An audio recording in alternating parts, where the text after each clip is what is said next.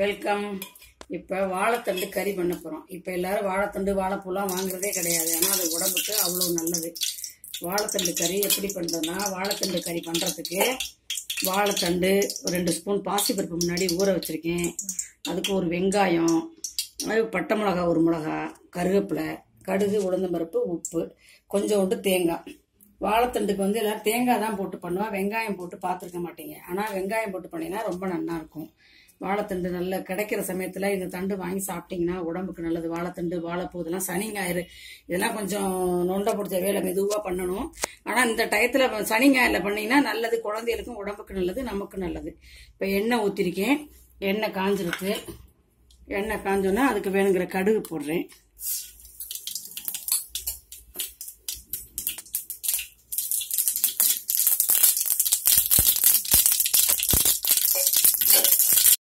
வேணுங்கிற உளுந்தம்பருப்பு போடுறேன்.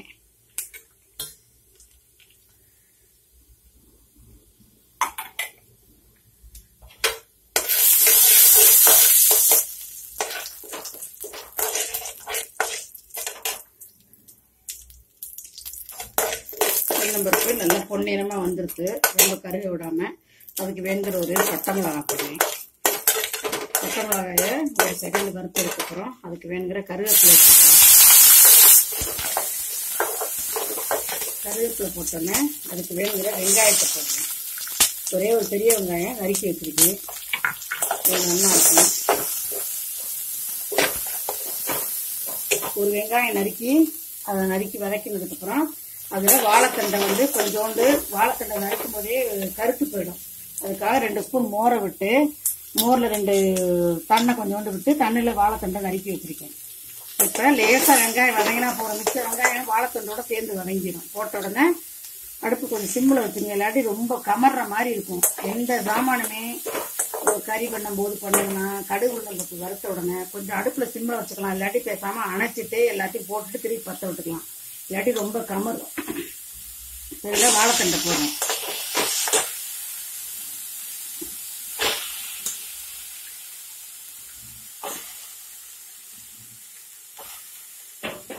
அதில் வேணுங்கிற வாழைத்தண்டை போட்ட உடனே, நம்ம நறுக்கி வச்சு வாழைத்தண்டை போட்ட உடனே அதில் ஊற வச்ச பாசிப்பருப்பு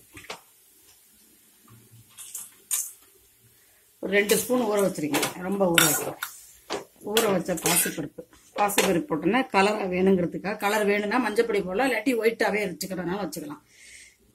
குழந்தைகளுக்குலாம் கொஞ்சம் கலராக இருந்தால் தான் ரொம்ப பிடிக்கும். அதுக்கு வேணுங்கிற மஞ்சப்பொடியை போட்டுட்டு அதுக்கு வேணுங்கிற உப்பும் போட்டுற வேண்டியதான்.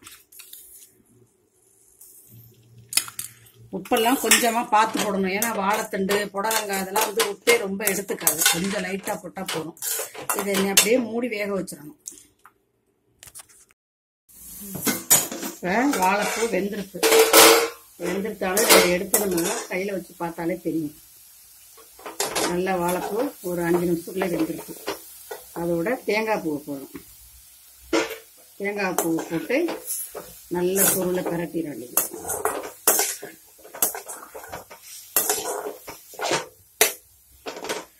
நல்லா சுருளை பரட்டிட்டு